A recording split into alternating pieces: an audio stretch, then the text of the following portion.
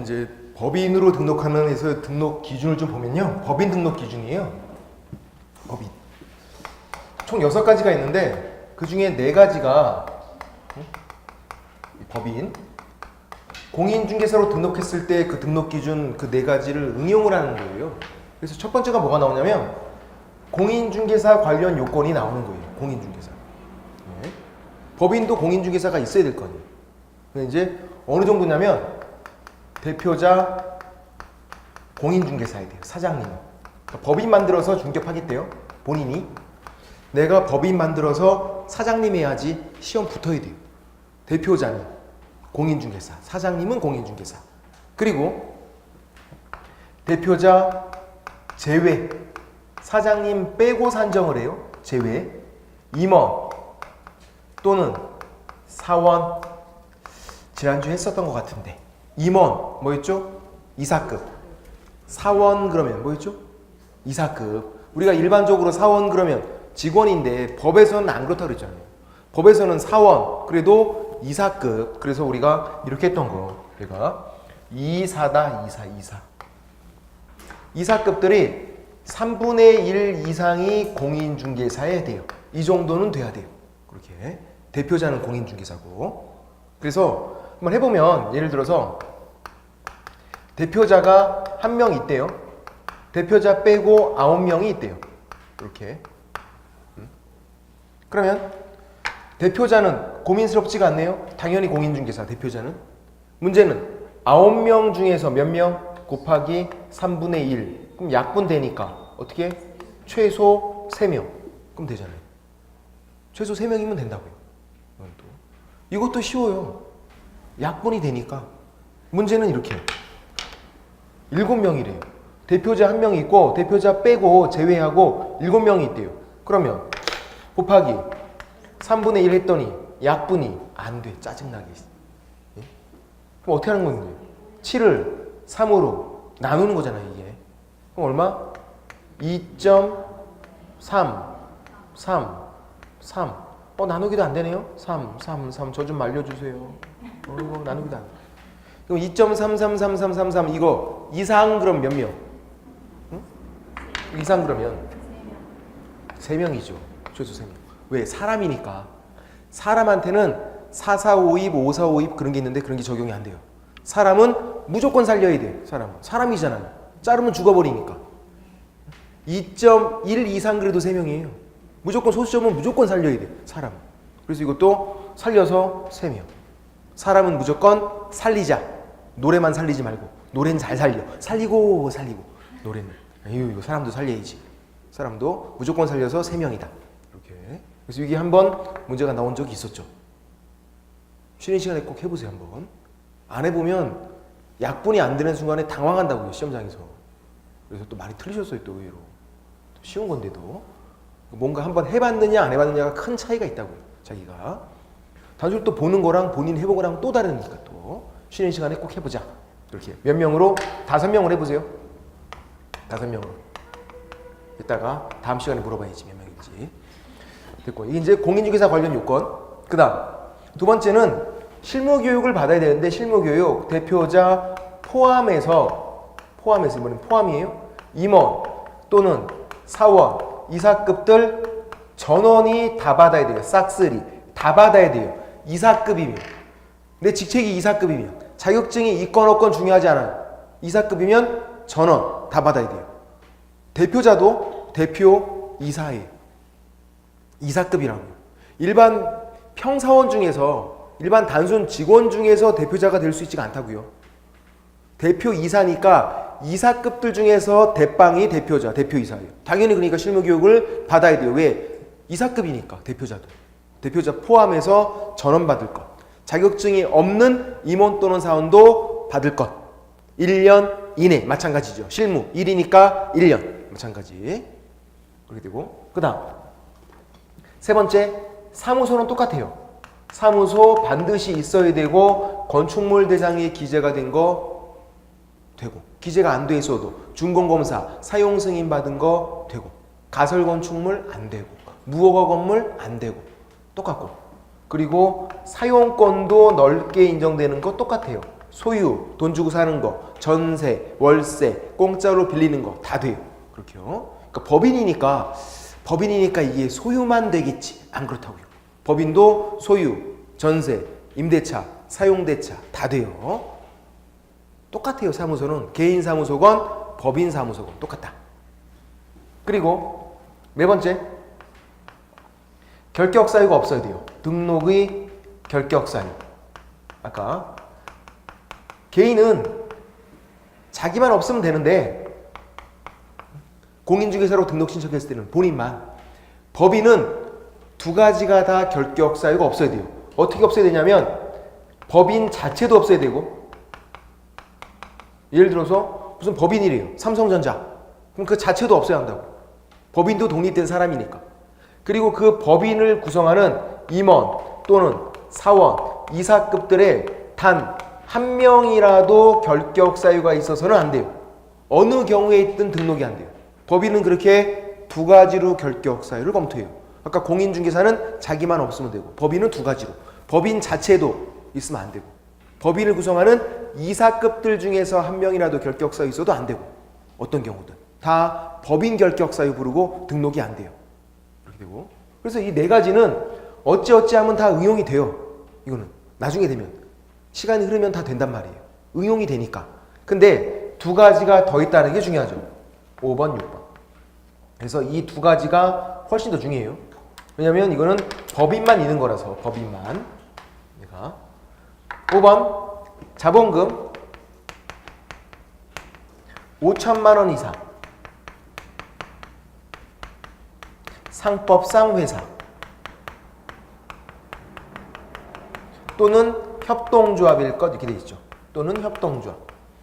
무슨 협동조합 들어보셨나요? 협동조합? 협동조합도 돼요. 원래 안 됐다가 올해 바뀌면서 또 들어갔어요. 협동조합도 된다고. 중개업 관련 협동조합도 돼요. 협동조합도 법인이거든요. 그것도 우리가 뭐 흔하게 알 수 있는 거는 주부분들이면 한살림 뭐 그런 것도 협동조합이에요. 이게. 그러니까 이제 대기업들은 마트 같은 거 운영하면서 물건 싸게 사잖아요. 싸게 팔고. 근데 일반 상인들은 그게 안 되니까 비싸게 사서 당연히 비싸게 팔 수밖에 없잖아요. 가격 경쟁이 밀리니까 자기들끼리 조합을 만들어서 단체로 구매하는 거죠. 그럼 싸게 사서 싸게 팔 수 있으니까 가격 경쟁력이 생기잖아요. 그래서 협동조합을 만든다고요. 중개업 관련해서 협동조합 만들면 그것도 된다고요. 협동조합도. 근데 협동조합 되는데 안 되는 협동조합이 있어요. 뭐가 있냐면 사회적 협동조합. 느낌부터 좀 수상하네. 사회적 협동조합 그러면요, 얘는 공익을 목적으로 할 거 아니에요. 사회적 협동조합인데. 협동조합 만든 이유가 뭔데요? 돈 벌라고. 응? 가격 경쟁에서 밀리니까 협동조합 만들어서 돈 벌라고. 근데 사회적 협동조합은 얘는 비영리라고. 자선사, 공익 목적. 그래서 안 되죠. 예. 상법상 회사도 돈 벌려고 만든 거예요. 돈 벌려고. 상법. 돈과 관련이 있는 거잖아요. 그래서 주식회사, 우리 일반적으로 주식회사, 그리고 유한회사, 아니면 유한책임회사가 있어요. 외우시는 거 아니에요? 주식, 유한, 합자, 한명, 그런 회사가 있어요. 상법상 회사는 종류가 5가지가 있는데 주식, 유한, 아니면 유한책임회사, 그리고 합자, 한명, 이런 회사가 있는데 다 돼요. 다 돼요. 주식, 유한, 합자, 한명. 그럼 질문 드려볼게요. 기초 강의니까. 1월달부터는 이런 질문을 드리지 않아요. 주식, 유한회사, 유한회사. 자, 이 유한회사가 제약회사예요? 그거예요? 유한양행? 그거 아니죠. 그거 아니에요. 유한회사라는 회사의 종류가 있는 거지, 유한양행 생각해서 뭐 제약회사 생각하시면 안 된다고요. 그런 회사의 종류가 있는 거예요. 주식, 유한, 합자, 한명. 넷 중 한 가지. 아니면 유한책임회사도 돼요. 유한회사, 유한책임회사. 자, 근데 안 되는 게 또 있어요. 뭐가 안 되냐면 사단법인이라는 게 안 되고, 무슨 사단법인 들어보셨잖아요. 그리고 재단법인 안 되죠. 요즘 문제가 많이 되죠. 뉴스 맨날 나오잖아요. 누구누구가 만든 거, 그런 것들. 사단법인, 재단법인 안 된다고요. 왜 안 되죠? 자선사업 목적으로 하는 거, 얘네들도. 근데 지금 실제로 운영하는 사람들이 자기 돈 벌려고 운영해서 문제인 거지, 그게. 원칙은 자선사업이 자선사업. 공익 목적으로 해야 되는 거예요, 이거. 돈 버는 수단이 아니라. 돈 빼돌리는 수단도 안 되고. 그래서 안 되는 거예요. 사회적 협동조합이 왜 안 된다고요? 공익 목적이니까. 돈 벌려고 지금 법이 만들었는데, 중개법인을 돈 벌려고. 그러니까 사회적 협동조합 안 되는 거고, 사단법인, 재단법인도 안 된다고요. 왜? 비영리거든요. 상법상에서는 딱 들어도 영리 목적이잖아요. 돈 버는 거. 주식, 유한, 합자 한 명은 되고, 그리고 협동조합까지도 되고, 안 되는 건 사회적 협동조합 안 되고, 사단법인 안 되고, 재단법인 안 되고, 비영리, 자선사업 목적으로 하니까.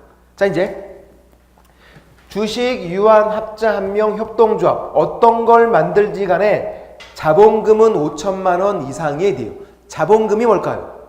법인 만들어 보면 알아요. 법인 만들 때 돈이 필요해요. 돈 넣었다 빼는 거 있어요. 그게 5천만 원 이상이 돼요. 자본금이. 법인 만들 때 필요한 돈이. 4,999원 안 된다고요. 5천만 원 이상. 어떤 회사건 아니면 협동조합이건 다 자본금은 5천만 원 이상일 거. 이렇게. 이런 요건이 있고. 그 다음 마지막이 제일 중요하고 제일 어려워요. 공인중개사법 제 14조에 규정된 업무만을 영위할 목적으로 설립돼야 돼요. 법 제 14조에 규정된 업무. 요것만 할 목적으로 설립돼야 한다고요. 이걸 목적으로. 그럼 법 제 14조가 뭐냐면 이 법인에서 할 수 있는 일들을 규정을 하고 있어요. 생각해보세요.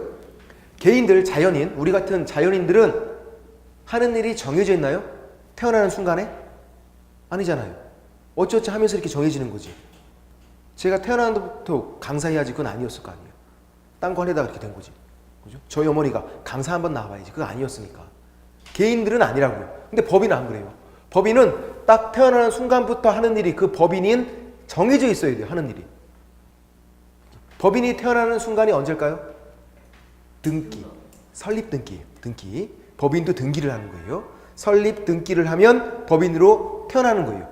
근데 그 이제 설립 등기하기 전에 뭐를 작성하냐면 정관이라는 걸 작성을 해요. 들어보신 적 있나요? 정관. 홍삼은 아니에요. 정관전 그런 건 헷갈리면 안 되고. 정관. 정해진 약속이다 그런 말이에요. 정해진 약속. 이게. 그래서 이 정관에다가 하는 일들을 다 적어요. 이 법인은 이런 일들만 하겠습니다. 정관에 적은 다음에 그리고 설립 등기를 하면 그 다음부터는 정관에 적은 것만 할 수 있으니까 하는 일이 정해진 거잖아요. 근데 이 14조가 공인중개사법 제14조 여기서 하는 일을 정관에 적을 수 있는 일을 규정을 하고 있다고요. 이런 것들만 정관에 적을 수 있습니다. 이렇게. 이거 이외의 건 못 적고. 그러면 첫 번째, 당연히 적을 수 있는 건 중개업일 거 아니에요. 이 법인을 왜 만드는 건데? 중개업 하려고. 중개업 크게 하려고. 당연히 중개업은 정관에 적고 할 수 있다고요.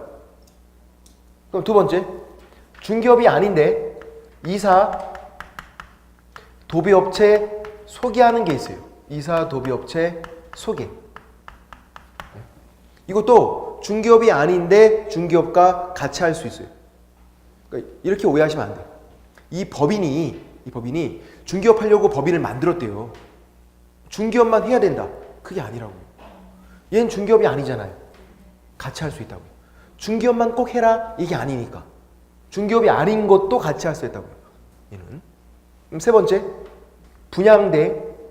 분양을 대신해 주는 거예요. 이것도 중개업이 아니에요. 헷갈리면 안 돼요.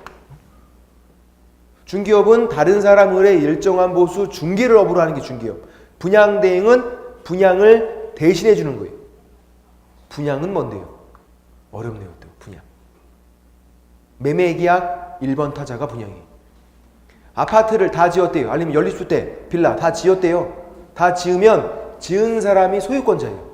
등기 없어도 내가 다 지으면요. 소유권 바로 취득해요. 지은 사람. 소유권자. 팔 거 아니에요. 다 짓고선 내가 그걸 다 갖고 있는 게 아니라 아파트면 팔아야 될 거 아니에요. 그게 분양이라고요. 처음 파는 거.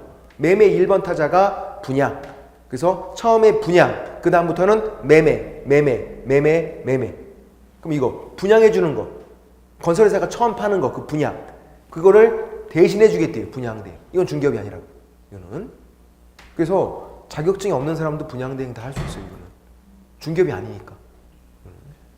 그렇게 되고, 중개업이 아니지만 중개업과 같이 할 수 있는 거라고요. 중개업만 해, 이건 아니니까. 그럼 세 번째 됐고, 네 번째, 관리를 대신해 주겠대요. 역시 중개업이 아니에요. 왜 아니냐면 우리는 간단하게 말이 다르면 당연히 다른 거라고요. 중개업은 중개업이고 얘는 관리를 대신해 주는 거잖아요. 관리를 대신해 주는 거. 근데 중개업과 같이 할 수 있고, 그 다음 상담, 컨설팅이죠. 컨설팅도 중개업이 아니라고요. 이것도 어떻게 부동산 개발하라고 나대지가 있는데 그거 이렇게 개발하시면 돼요. 상담해 주는 거는 중개업이 아니에요. 컨설팅은. 그래서 역시 일반인도 컨설팅 할 수 있어요. 변호사도 컨설팅 할 수 있어요. 중개업이 아니니까. 변호사는 뭐를 못한다? 중개업. 이거 못하는 거지 나머지는 다 할 수 있어요. 나머지는 공인중개사 자격증이 필요한 게 아니니까. 중개업이 아니어서. 이거 중개업 할 때만 자격증이 필요한 거예요. 우리가 공부하는 거고, 나머지는 나 분양 대행할 거야. 자격증 없으셔도 돼요. 그거는 제가 사시면 돼요. 분양대. 이렇게. 중개업이 아니니까. 상담도 당연히 중개업이 아니잖아요. 컨설팅업인데. 그래서 자격증 없어도 할 수 있다고요. 중개업이 아니지만 중개업과 같이 할 수 있다. 그렇게. 그 다음 경영정보, 경영기법 제공, 프랜차이즈업이에요. 경영정보, 경영기법 제공. 이걸 우리가 프랜차이즈업 부르죠. 개업공인중개사를 프랜차이즈 회원으로 모집해서 이렇게 프랜차이즈업을 하는 거예요. 중개업을 프랜차이즈에서 이렇게 할 수 있어요. 그것도 중개업이 아니지만 같이 할 수 있다고요. 예. 그리고 경매, 공매 관련 업무도 같이 할 수 있는데 당연히 이건 중개업이 아니죠. 경매, 공매 관련 일이 어떻게 중개업이 다른 거지? 없죠. 중개업과 같이 할 수 있는 것뿐이라고요. 또 이런 개념도 아니에요. 얘네들을 중개업과 같이 할 수가 있다 그런 거지 무조건 같이 해야 한다 X 그거 아니에요. 예를 들어서 나는 법인을 만들었는데 중개업이랑 분양대 두 가지만 관심이 있어. 다른 건 아예 관심이 없거든. 그러면요 이 두 가지만 정관에 적으면 돼요. 나머지는 정관에 안 적어도 돼요. 이걸 무조건 다 해라 그게 아니니까 자기가 관심 있는 것만 적어놓으면 돼요. 아니면 중개업이랑 경매, 공매 관심 많으시잖아요. 경매, 공매 그 두 가지만 할 거야 하시면 돼요. 그 두 가지만 정관에 적고 나머지는 안 적어도 돼요. 무조건 이걸 다 적고 다 해라 그게 아니니까. 시험 문제가 이렇게 나온 적 있어요. 법인이 분양대행이래요. 분양대행을 하여야 한다. X 아니라고요. 할 수 있는 것뿐이에요. 해도 되고 정관에 넣어서 해도 되고 안 해도 되고 그렇게. 중개업은 당연히 해야죠. 중개업 하려고 법인 만들었는데 근데 나머지는 옵션이에요. 그냥 선택사항 그렇게요. 그럼 이게 뭐냐면 법제 14조는 이거 이외의 거를 정관에 적어 놓으면 등록이 안 된다는 거예요. 이거 이외의 거. 예를 들어서 사채업. 대부업. 짭짤해 보이네 이거. 이거 안 돼요. 왜 여기 안 나왔잖아요. 여기 안 나온 것들은 정관에 적을 수가 없고 할 수가 없다라는 거예요. 아니면 운송업 하겠대요. 안 된다고요. 그것도. 여기 안 나왔잖아요. 그럴싸한 거. 감정평가업. 그럴싸하지 않나요? 안 된다고요. 왜? 여기 안 나왔으니까 이거 이외의 거를 할 수가 없다. 그런 취지예요. 이걸 무조건 다 해라. 그런 게 아니라. 그래서 이거 이외에 딴 거. 예를 들어서 아까 사채업, 대부업, 운송업 그런 거 정관에 만약에 적어놨대요. 등록이 안 된다고. 그럼 엄한 것들이 막 들어가 있으면 안 되는 거죠. 같이 할 수 없어. 예. 등록이 안 돼요. 중개업 등록을 해야 되잖아요. 이외에 있게 걸리겠죠. 몰래 하면 요즘에. 자 이제 세부적으로 좀 몇 가지만 보면 중개업은 다른 사람의 일정한 보수 중개로부로 필수. 이제 그냥 한번 설명드려보는 거예요. 나중에 여러 번 해서 귀에 딱지가 않도록 설명드려요. 지금은 그냥 중개업 정도만. 자 보세요. 이사 도비업체 소개해 주는 거를 정관에 적고 같이 할 수 있대요. 소개해 주는 거. 그러면 내가 직접 이삿짐 센터를 운영을 하겠대요. 이건 될까요? 안 돼요. 왜? 다른 거잖아요. 그 업체를 소개해 주는 거랑 이사업체를 소개해 주는 거랑 내가 직접 이삿짐을 나르는 거랑 다르잖아요. 안 된다고요. 아니면 그럼 내가 응? 법인 만들어서 도배업을 같이 해야지. 안 된다고요, 이거는. 법이 안 나왔잖아요. 소개라고 돼 있지. 이사업체나 도배업체를 직접 운영하는 건 안 돼요. 그 업체를 중개 의뢰인에게 소개해 주는 것만 돼요. 그거. 그리고 분양대행은요. 얘는 그 대상물이 주택 그리고 상가만 돼요. 상업용 건축물. 그 대상물이. 시험에 2번이나 토지 분양대행 이렇게 나왔어요. X 안 돼요. 분양대행이 나오면 그 앞에 있는 대상물이 뭔지를 잘 봐야 돼요. 주택 그리고 상가. 거의 대부분이 주택 아니면 상가잖아요. 분양대행은. 근데 토지 분양대행이다? 안 된다고요. 그게 2번 나왔고 또 2번 나온 게 있어. 진짜 쉬운 거. 농업용 건축물이래. 안 되죠. 상가가 아니잖아요. 농업용 건축물인데. 상업용 건축물. 상가여야 한다고요. 그래서 분양대행은 대상물을 잘 보자. 주택, 상가만 되지 토지 분양대행 X. 농업용 건축물 분양대행 X. 질문 드려볼게요. 공업용 건축물 분양대행 그러면요? X. 왜? 상업용 건축물이 아니잖아요. 상가가. 그렇게요. 그 다음 관리대행. 얘는 정식 명칭은 법조문에 이렇게 돼 있어요. 임대관리 등 부동산 관리 대행을 할 수 있다. 이렇게 돼 있어요. 임대관리가 뭔지 관리대행이 뭔지 저한테 질문하지 마세요. 저도 정확히 저는 뭔지 모르겠어요. 그게 그거 같아요. 네. 그거 되는 거죠. 그게. 되는 거예요, 이게? 네, 들어가요, 그런 거 다. 쉬는 시간에 질문해 주시면 훨씬 좋을 텐데. 끊기니까 이게 수업을 못하고 끊기게 되니까. 다 들어가요. 근데 이제 잘 보세요. 임대관리 등 관리대행 이렇게 돼 있는데 뭐가 안 되냐면 임대관리는 되는데 얘랑 다른 게 있대요. 임대업. 내가 주택 임대업을 할 거야. 임대사업 할 거야. 임대업. 임대사업하는 게 임대업이에요. 그거는 임대관리나 관리대행과는 다른 거예요. 그거는. 말이 다르면 달라요. 그리고 또 관리대행과 관리업도 달라요. 시험에 나온 적이 있어요. 같은 말이 아니에요. 그래서 안 돼요. 말이 다르면 달라요. 그래서 뭐 그렇구나 해서 넘어갈 수 있는데 어떤 문제가 있냐면 생각해보세요. 제가 칠판에 저기 임대업 얘는 안 되는 거예요. 얘랑 다르기 때문에. 여기 안 나왔잖아요. 얘도 마찬가지고 관리업도. 자, 그래서 임대업 안 된다고요. 할 수 있는 게 아니에요. X. 제가 적어놨고 임대관리랑 다른 거고 임대사업 하는 건 안 된다고요. 법에 안 나와서. 그리고 관리업 얘도 안 돼요. 왜? 법에 안 나왔으니까. 관리 대행이라고 나와 있지 관리업이라고 안 나와 있잖아. 임대관리는요. 임대관리 등 관리대행이다. 이런 식으로 법에서 예시하고 있다고요. 할 수 있는 거. 임대관리 등 관리대행. 그러면 보세요. 이제 이 두 가지를 더하면 뭐가 되는 겁니다.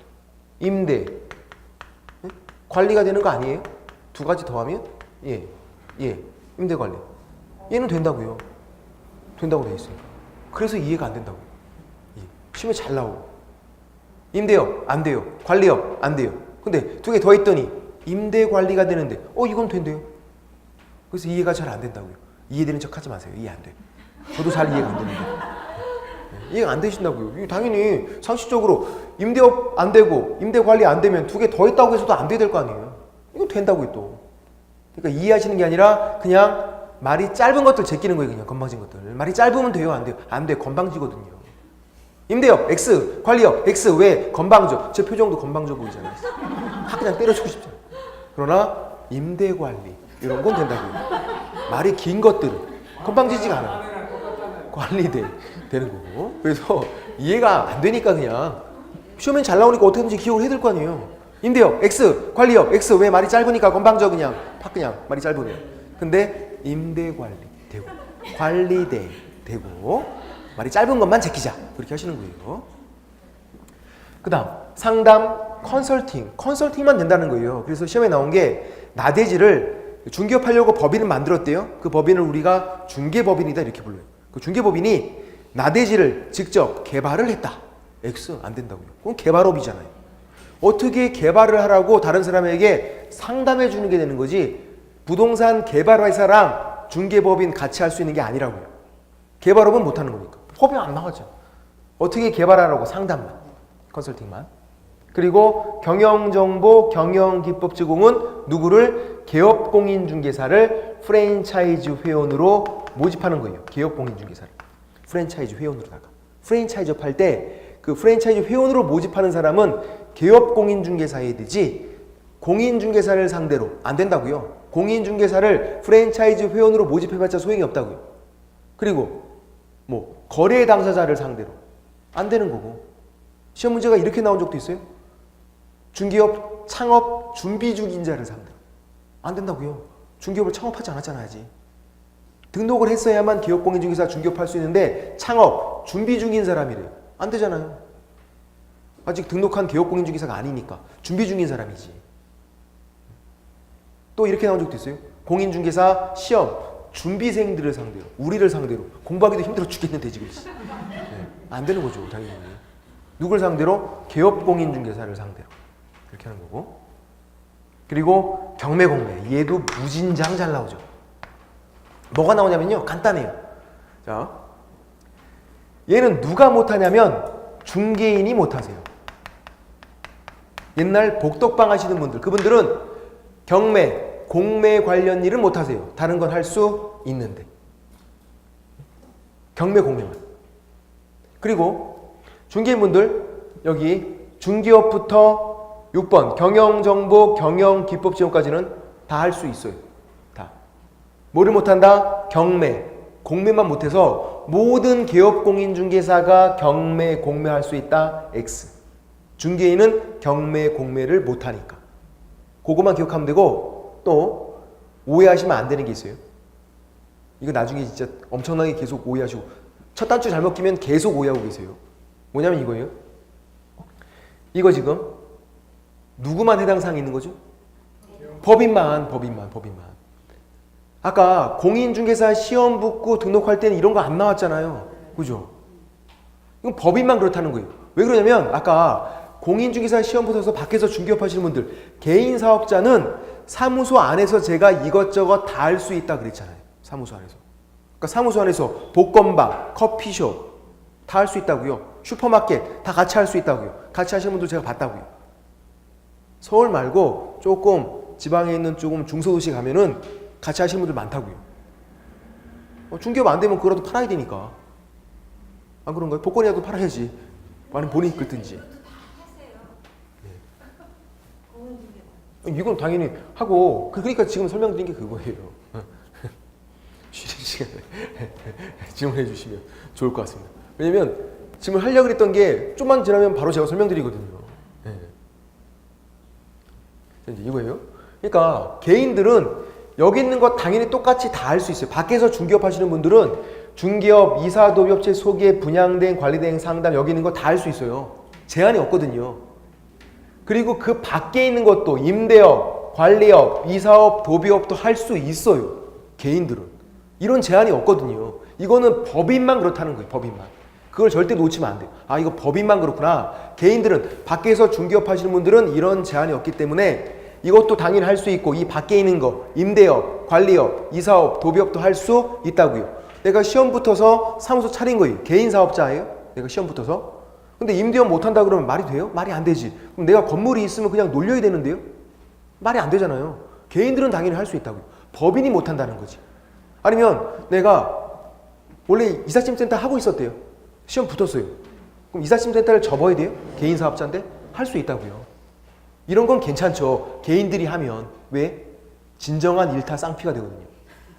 내가 중개해줘서 중개보수 받고, 내가 이삿짐도 날라주고 또 받고, 괜찮잖아요. 그럼 내가 또 도배까지 해줬어. 또 받고, 일타 3피까지. 가능하다고요, 그게. 개인들은 가능하다고요. 아, 내가 도배 기술이 있는데 그걸 썩혀요? 아니라고요. 같이 하시면 된다고요. 중개주면서 잘 말해서 좀 깎아주면서 해주면 되지, 그렇게.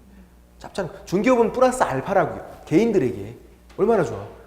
다른 거 같이 할 수 있으니까. 그래서 상가 같은 경우에는 인테리어 같이 하시는 분들도 제가 간혹 봤어요.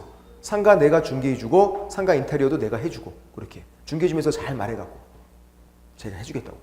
괜찮잖아요. 같이 할 수 있으니까. 그거는 이렇게. 이건 뭐만 그렇다? 법인만 그렇다. 제발. 중개인도 똑같아요. 중개인도 옛날 복덕방 하시는 분들 개인 사업자예요. 법인이 아니잖아요. 그러니까 임대업, 관리업, 이사업, 도비업 이런 것도 다 할 수 있어요. 중개인분들도 경매, 공매 빼놓고는 다 할 수 있어요. 중개인분들도.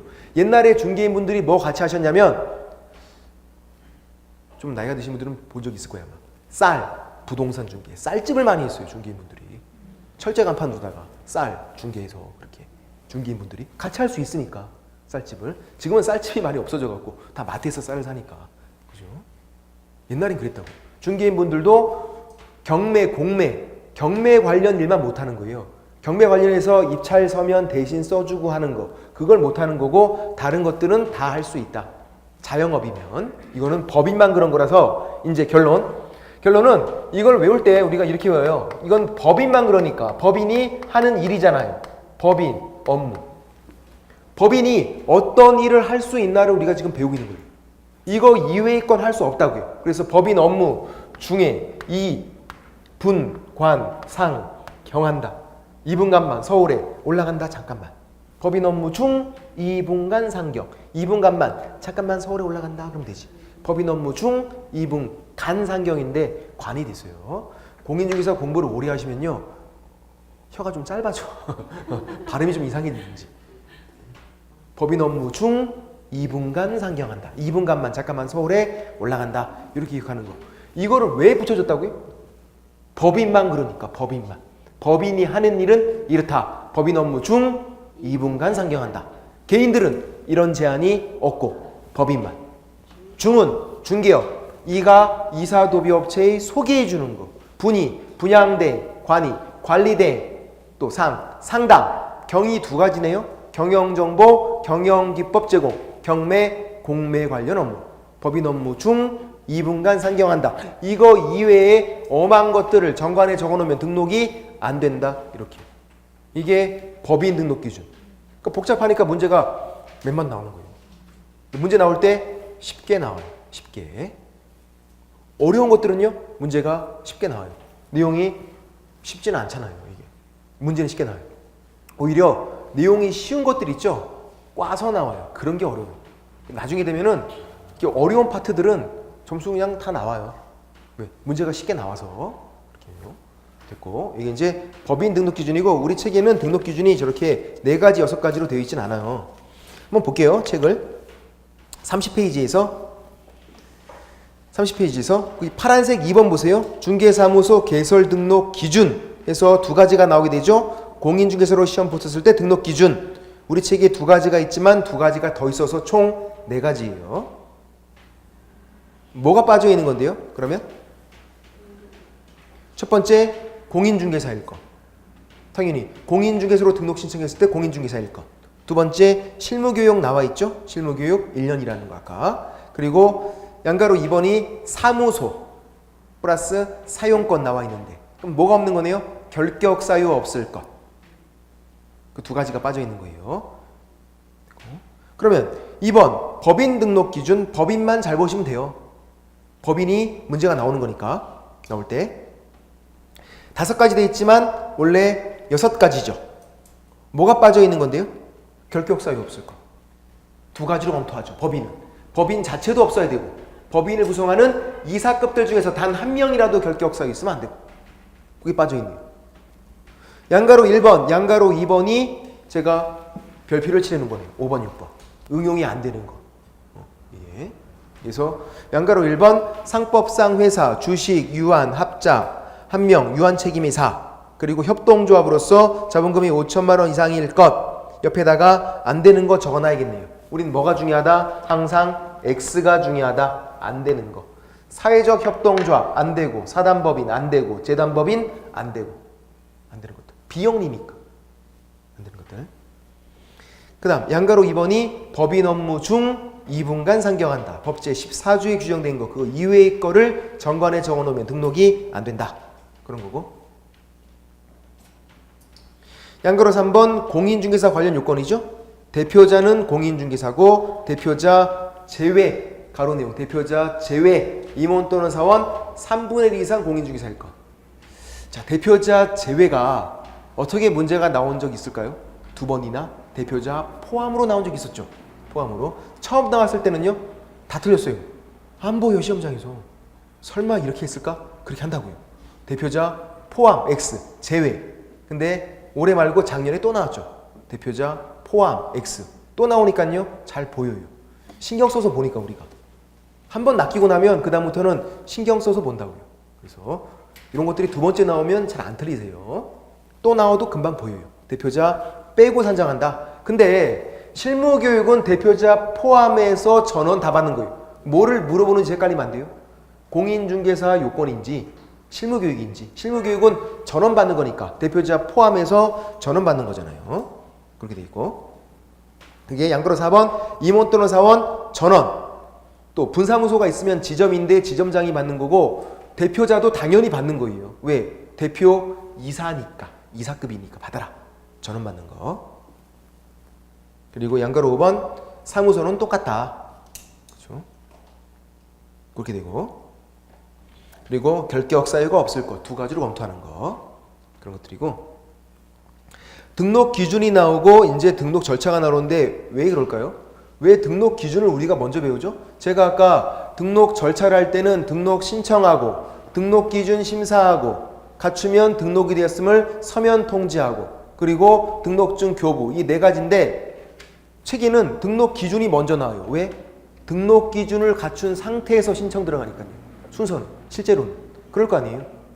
만약에 등록 신청하고 나중에 등록 기준을 갖춰라 그러면 일단 내일 가서 바로 가서 등록 신청하죠. 뭐 그냥 시험은 뭐 붙으면 되니까 올해 내년에 그렇게 그럴 수 있으니까 당연히 등록 기준 갖춘 상태에서 신청 들어가는 거예요. 그렇게 되고 됐고, 거기까지만 보시면 되고 됐고, 넘기시면 32페이지에서 4번 볼게요. 4번 뭐 등록증 재규부 같은 건 넘어가시면 되고, 4번 등록 처분 및 통지에서 언제 7일 이내에 서면 통지라고 두 번째 줄에 돼 있죠. 7일 이내 서면 통지, 7일 10일이 아니라 그랬어요. 그리고 서면 통지까지가 7일이지 등록증 교부 밑에 있는 5번에 있는 등록증 교부까지가 7일이 아니에요. 딱 한 번 나온 적 있어요. 서면 통지까지가 7일 이내. 우리에게 해줄 때는 빨리빨리 7일, 우리가 할 때는 여유 있게 10일 이렇게 들어가는 거니까 지금 우리에게 해주는 거니까 빨리빨리 해주라고요. 7일 그렇게 들어가 있고, 그래서 양가로 1번 법인인 기업공인중개사, 양가로 2번 공인중개사인 기업공인중개사, 이제 두 가지만 등장할 수 있다고요. 옆에다가 중개인 X라고 적어놔야죠. 중개인은 새롭게 등장할 수가 없으니까 안 된다고요. 중개인은 두 가지로 법인인 기업공인중개사, 공인중개사인 기업공인중개사 둘로 나눠서 이제 등록해주고, 5번 등록증 교부는 등록증 교부 받으면 그때부터 뭐 한다? 업무를 개시한다. 그렇게 돼 있죠. 근데 이제 등록증 교부 전에 하는 거 두 가지가 뭐였냐면 아까 보험 들고 인장 등록하는 거였어요. 그렇죠?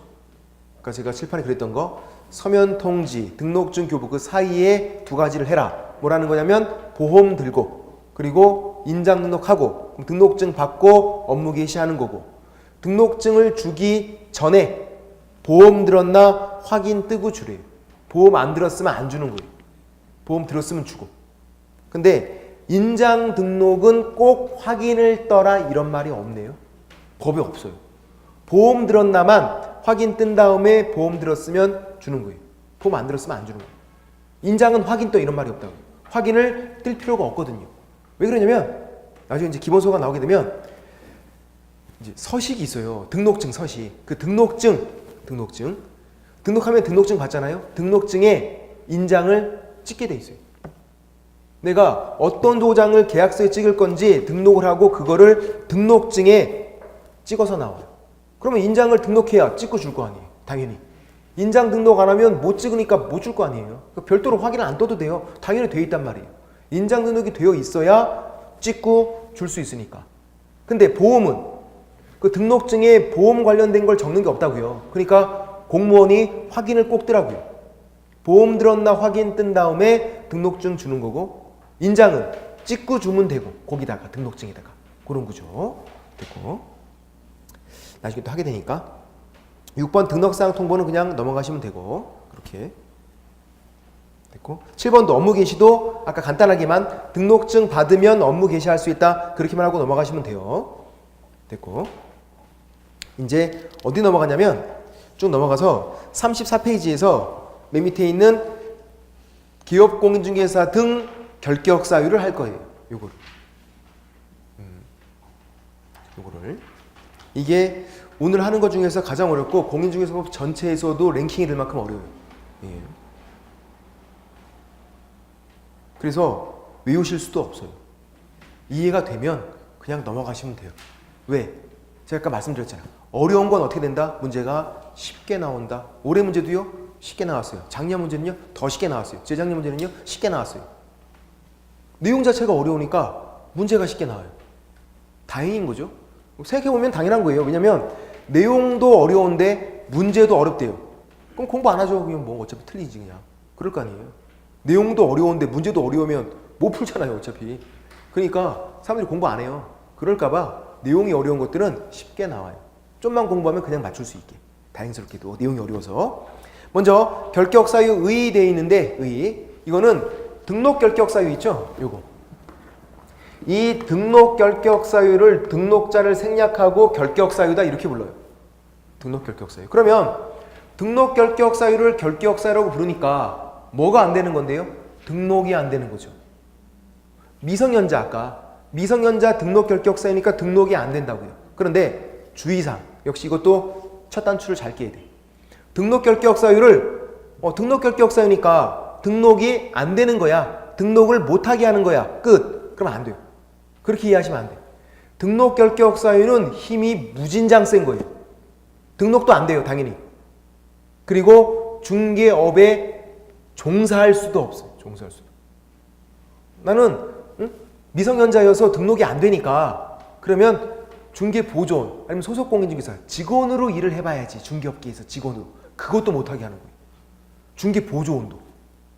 단순한 업무 보조하는 직원 그것도 못하게 하는 게 등록 결격 사유. 중개업에 아예 종사를 못하게 하는 거예요. 힘이 무진장 센 거예요. 응시 결격 사유는 뭐였죠? 응시 결격 사유는 그냥 정말로 시험만 못 보는 거예요. 근데 등록 결격 사유는 등록도 안 되고 플러스 중개, 보조원도 못하게 하는 거다. 힘이 더럽게 센 거라고요. 그러니까 미성년자 대표적으로 등록이 안 돼요. 미성년자. 등록이 안 되니까 난 법인에서 이사급으로 일해봐야지. 되나요? 안 된다고요. 그럼 나는 자격증이 있으니까 소속공인중개사 해봐야지. 안 된다고요. 그럼 중개보조원 해봐야지. 안 된다고요. 중개업에 종사할 수가 없으니까 다른 거 하셔야 돼. 다른 거. 어떤 거? 주유소에서 기름 넣는 거. 그런 걸 할 수 있어. 그런 건 자격증 없어도 되고 뭐 상관없으니까 알바들 많이 하시잖아요. 그런 것들은. 근데 중개업에 종사는 안 된다고요. 그런 건. 총 쏘는 건 가능하다고. 주유소에서. 됐고.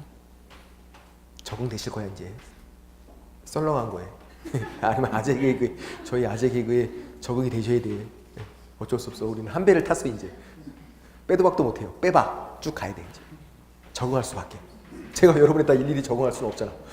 여러분이 적응하는 게 더 빠르지. 됐고. 그래서 결격 사유를 넓게 이해하자. 그렇게 하시면 되고. 자, 이제 1번부터 무능력자, 제한 능력자 나오네요. 35페이지에서 양가로 1번 미성년자 첫 번째예요. 아까 만 19세 미만이라 그랬어요. 미성년자는 만 19세 미만, 만 19세는 성년자. 절대로 틀리시면 안 돼요. 왜? 예외가 없거든요. 미성년자인 채로 등록을 할 수 있는 방법, 중개업에 종사할 수 있는 방법이 전혀 없어요. 무조건 나이 먹어야 돼. 만 19세 성년자가 돼요. 만 나이, 월드 에이지, 아메리칸 에이지지 한국 나이 아니에요? 태어날 때 한 사 먹는 그거 아니라고요? 이거 만 나이지. 제 대학 동창은 12월 31일에 애를 낳았어요. 하루 만에 2살 먹었어. 31일 딸 낳는데 바로 그 다음 살. 그것도 밤에 낳는데 몇 시간 지나서 바로 2살. 그건 한국 나이. 그런 건 말도 안 되니까 만 나이로 계산해야죠. 당연히. 됐고 아시는 거고. 질문 드려볼게요. 예외 없다 그랬어요. 미성년자 부모님이 그러면 대리해서 이렇게 등록을 해주겠대요. 대리해서. 되나요? 안 된다고요. 절대로 안 되니까. 나이 먹어야 되니까. 그럼 미성년자가 결혼할 수는 있나요? 결혼할 수 있어요. 있어요. 미성년자가. 그러면 우리 민법에서는 미성년자가 결혼하면 성년으로 봐줘요. 성년, 의제가 돼요. 성년으로 봐줘요. 왜? 능력이 좋은 애잖아요. 반란 까진 게 아니에요. 미성년자 결혼했다고 얘 반란 까졌구나 이게 아니라 능력이 좋은 애니까 성년으로 취급해 준다고요. 그럼 등록할 수 있어요? 안 된다고요. 그래도 나이 먹어야 돼. 예. 결혼해도 안 된다고요. 무조건 나이 먹어야지. 그럼 결혼해서 애를 낳대요. 애 아버지예요. 미성년자인데. 그럴 수 있잖아요. 보통 그러니까 결혼했겠지. 안 그랬으면 결혼 안 했겠죠. 애가 있으니까 결혼했겠죠. 보통은 상식적으로. 애 아버지예요. 그러면 미성년자인데 애 아버지 등록할 수 있나요? 안 된다고요. 나이를 먹어야 되니까. 그게 아주 심란한 거예요. 미성년자가 애 아빠가 되면 온 집안이 결격사유예요. 아버지도 결격사유인데 아들도 결격사유고 뭐라고 못해 애한테. 자기가 결격사유니까. 무조건 나이를 먹어야 되는 거. 됐고. 틀리시면 절대로 안 된다. 쉽고. 양가로 2번. 피성년 후견인 밑에다가 금치산자 정원세. 같은 말인 것도 알고 있어야 돼요. 우리 공인중개사법에는 금치산자라고 돼 있어요. 근데 민법에서는요. 그거를 피성년 후견인 이렇게 바뀌었어요. 피한정 후견인요. 한정치산자 적어놓으세요. 피는 한자로 당한다는 얘기예요. 후견을 당하는 사람이죠. 후견을 받는 사람. 이게 수동태죠. 피한정 후견인 한정 후견을 받는 사람이란 얘기고 피성년 후견인 성년 후견을 받는 사람이란 얘기. 그래서 금치산자, 한정치산자. 자 이제 법률상 개념이에요. 법률상 개념. 거기 양가로 2번 옆에다가 법률상 개념이라고만 좀 적어놔보세요. 법률상 개념. 물론 양가로 3번도 마찬가지예요. 이것만 좀 설명드리고 좀 쉴게요. 충분히 이해할 수 있으니까. 자, 한정치산자를 있죠. 피한정 후견인, 한정치산자, 피한정 후견인 같은 말인 거 알고 있어야 되고 얘랑 심신 박약이랑은 다르대요. 아 이건 뭘까요? 심신 박약. 정신이 들어왔다가 나갔다가 들어왔다가 나갔다 하는 거. 왔다 갔다 하는 거예요. 이게 달라요. 왜 다른 거냐면 정신이 이렇게 왔다 갔다 하는 이런 사람 중에서 법원에서 선고해줘야 돼요. 선고. 한정치산 선고. 바뀐 용어로 하면 한정 후견 개시 심판이에요. 법원에서 선고 심판을 해줘야 돼요. 법원에서. 그러면 그때는 한정치산자 피한정 후견인이 되고 결격사유예요. 법원이 판단이 꼭 있어야 돼요. 그냥 정신이 왔다 갔다 한다고 해서 결격사유가 아니라고요. 이렇게 침해래요. 침해. 결격사유가 아니라고요. 법원에서 어떤 선고 심판이 없잖아요. 사실상 개념이 아니라 법률상 개념이니까 항상 법원이 판단이 중요하다. 또 금치산자 피성년 후견인 같은 말이에요. 얘랑 심신 상실자도 다르대요. 심신 상실. 정신이 항상 나가 있다 그런 말이잖아요. 어떤 분들이죠? 정신줄을 놓고 계신 분들이에요. 정신 나가서 안 들어온대요. 아예 그냥. 정신줄 놓고 계셔. 상태 아주 안 좋은 거죠. 상태가. 달라요. 결격사유가 아니에요. 즉 정신 왔다 갔다는 중요한 게 아니라고요. 정신이 들어왔다 나갔다 하든 완전 나가서 안 들어오든 뭐하든 결격사유가 아니에요. 이런 사람 중에서 어떻게 법원에서 선고를 해줘야 돼요. 금치산 선고, 성년 후견 개시, 심판. 법원이 선고, 심판이 있어야만 금치산자, 피성년 후견이 되고 결격사유. 그러니까 단순히 심신박약자다, 심신상실자다 이렇게 나오면 결격사유 아니라고. 이건 그냥 좀 아픈 사람이에요. 근데 또 언제까지? 이런 사람들이 취소 선고, 바뀐 용어로 하면 종료심판이에요. 종료심판. 역시 법원에서 끝내줘야 돼요. 정신 왔다 갔다가 중요한 게 아니라 법원에서 취소 선고, 종료심판 해줘야 돼요. 법원에서.